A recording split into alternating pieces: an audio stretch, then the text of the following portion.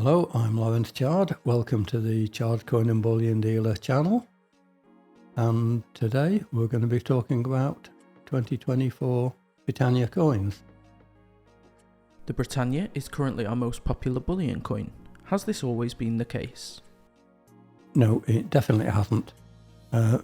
Gold Britannias came out in 1987 and they weren't major sellers even then. And Silver Britannias came out in 1997.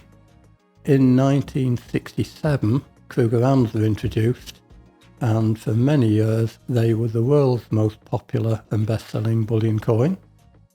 Nowadays, Britannias are definitely our best-selling bullion coin, the gold one being our, and when I say our, not just our company, but the UK's favourite gold bullion coin, and the Silver Britannia is the UK's favourite silver bullion coin. What's the next question? What are the advantages of the Britannia for both an investor and a collector?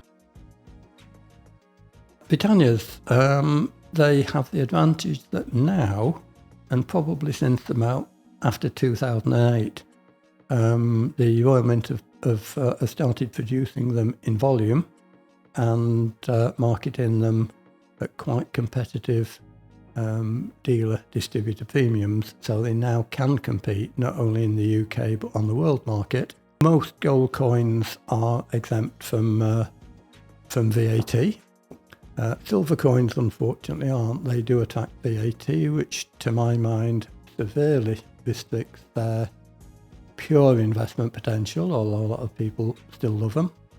And in any case, because they are British legal tender coins, they are also exempt from capital gains tax, which is quite an important advantage over Krugerrands or many other non-UK coins. Does the Symbolism of Britannia invoke patriotism, and has it contributed to the coin's popularity?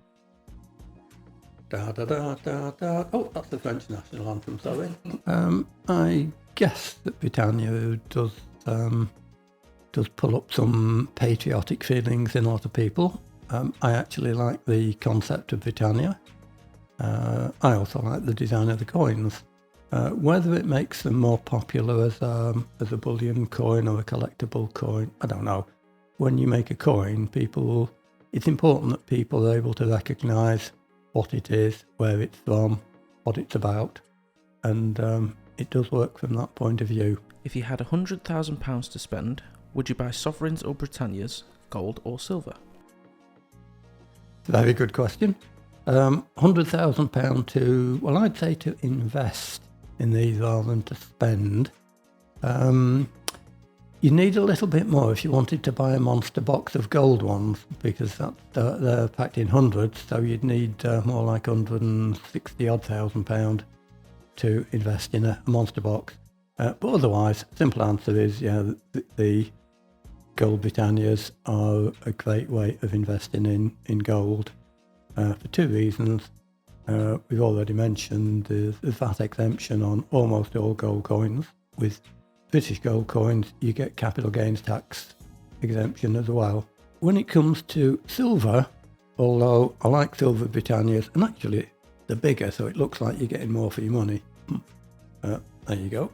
And actually with the gold-silver ratio currently somewhere over 80-1, silver does look like a good investment. Basically, you could say it's personal choice. If you're doing it on a pure financial, hard-headed accountancy basis, probably go for the 1 ounce Gold Britannia. Britannias come in many weights and sizes. Is there an advantage to any particular size or weight? So, whether you go for gold or silver, or actually even the platinum ones when they're available, 1 ounce is the best way to go as an investor. The Britannia has always been a popular choice in the UK. Is it becoming more popular internationally? Yes, but Gold Britannias weren't instantly highly popular way back in 1987. From about 2008 onwards, yes, they did become more popular for a couple of reasons. I think the main reason is the Royal Mint realised that it had a potential bullion market, which it had only really played at a little bit before then. And I think it also found out that if it priced competitively and churned them out in big enough quantity, then it could actually make international sales. Gold Britannias are now more popular. How do the security features of other coins compare to the Britannia? Yeah, a few years ago, the Royal Mint introduced some new security features. We've highlighted those elsewhere. I think we can show you in a close-up, and then I don't need to ramble on too much about them.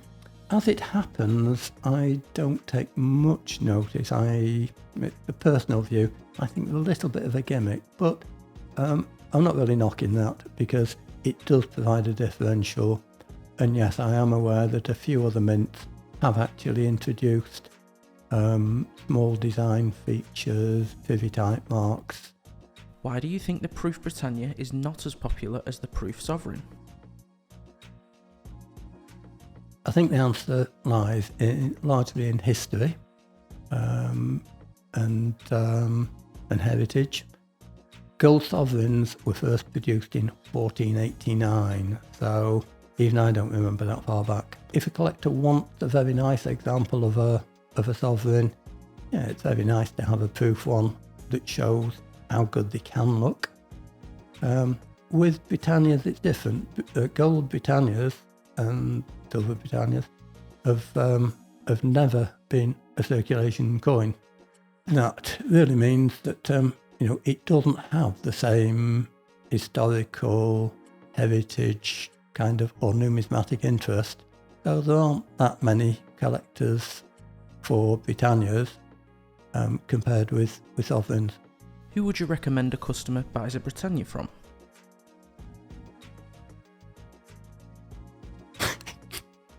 Okay, I had to laugh at this. I knew you were going to ask me that question, of course, because we've made notes on it. It's tempting to say I can't believe you're asking that question.